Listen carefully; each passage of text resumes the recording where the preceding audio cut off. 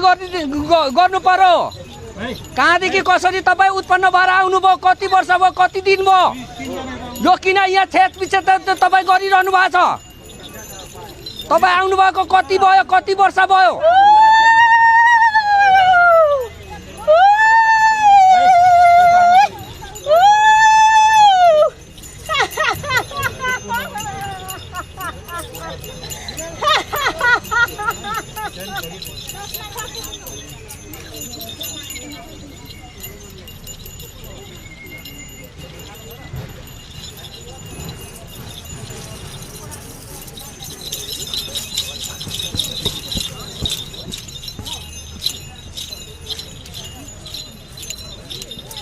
कुन ठाउँ कहाँबाट चाहिँ तपाईँ यसरी यहाँ चाहिँ यसरी चाहिँ उत्पन्न हुनुभयो त्यो तपाईँ भन्नु पर्यो।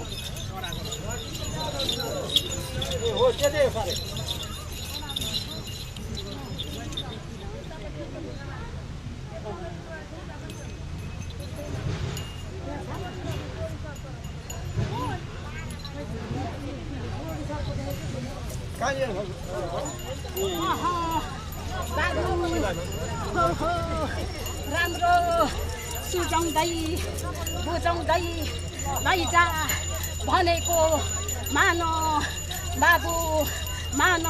ल परमेश्वरा पाथी भरा देवी माता है पाँच कन्ने देवी जल कन्ने देवी सत्य देखि यसै ठाउँमा पाठीबाट चाहिँ आए ओहो लालो सेलो हो सुनि राख बुझी राख तिम्रो काखमा मह गाइने पति बनाइ झाँकी खेल्दै देब्रे पछि बनाइ झाँकिनको काखमा खेली आएको छु।